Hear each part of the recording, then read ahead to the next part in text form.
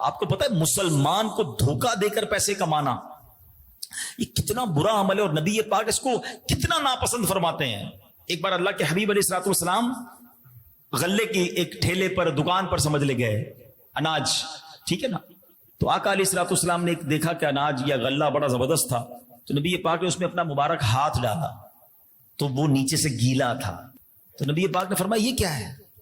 کہ حضور بارش ہوئی تھی تو اس لیے گیلا ہو گیا۔ نبی پاک علیہ الصلوۃ والسلام نے بڑا پیارا جواب دیا، فرمایا اس کو اوپر کیوں نہیں رکھا؟ گیلے کو اوپر رکھتے نا تاکہ گاہک کو پتہ چل جاتا کہ اندر سے گیلا ہے، یہ گیلے کو چھپا دیا، اوپر سوکھا رکھ دیا۔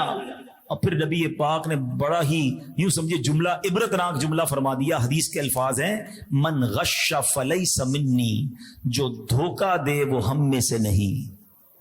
اب جس کو نبی پاک یہ فرما دے وہ مجھ سے نہیں۔ اب قیامت کے دن جھوٹ بول کر کام کرنے والا، قسمیں کر کے مال بیچنے والا، دھوکہ دینے والا جب جائے اور نبی پاک فرمائے من غش فلیس منی، تم تو ہم میں سے ہو ہی نہیں، تم تو دھوکے دینے والے تھے، اس وقت کیا کرو گے؟ شفاعت کس سے لوگے؟ دامن کس کا تھامو گے؟ جنت میں کس کے ساتھ جاؤ گے؟ پلیز خدا کے واسطے یہ ذہن بنا لیں۔ اچھا پھر لوگ اس کا عجیب عجیب جواب دیتے ہیں، یار مولانا صاحب بات تو آپ ٹھیک کر رہے ہیں، میں جھوٹ نہیں بولوں گا تو میری پوری مارکیٹ تو جھوٹ بولتی ہے، ان کا مال بک جائے گا میرا نہیں بکے گا، میں دھوکہ نہیں دوں گا، میں جناب میڈ ان چائنا کو میڈ ان فلاں نہیں کروں گا تو میڈ ان فلاں کو میڈ ان فلاں نہیں کروں گا تو میری دکان کیسے چلے گی؟ میں جھوٹ نہیں بولوں گا تو میرا مال کیسے بکے گا؟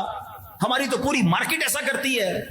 تو پھر تمہارا ایمان کدھر گیا؟ اللہ پر بھروسہ کدھر گیا ہے؟ تمہیں یہ کیوں خیال آ رہا ہے کہ تم جھوٹ بولو گے تو رب روزی دے گا، اور جب تم سچ بولو گے تو وہ روزی بند کر دے گا؟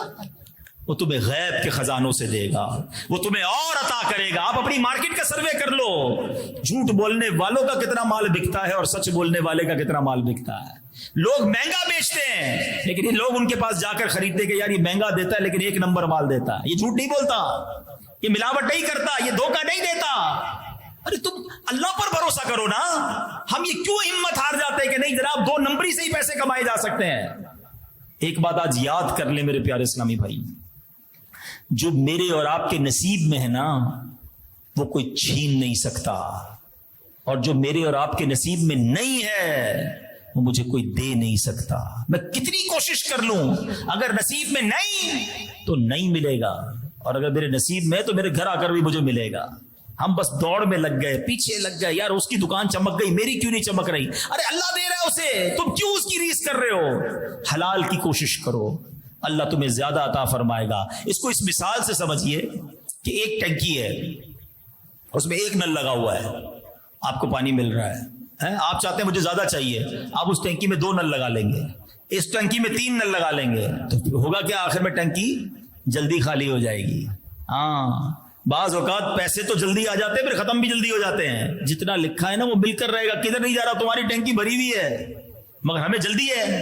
اور بعض اوقات اسی پیسے کو جو حلال نصیب میں لکھا ہوتا ہے ہم حرام طریقے سے کما رہے ہوتے ہیں، ہم جلدی کرتے ہیں، جو لکھا ہوتا ہے نا ملنا وہی ہے، اب ہماری مرضی ہم حلال سے کمائیں یا حرام سے کمائیں۔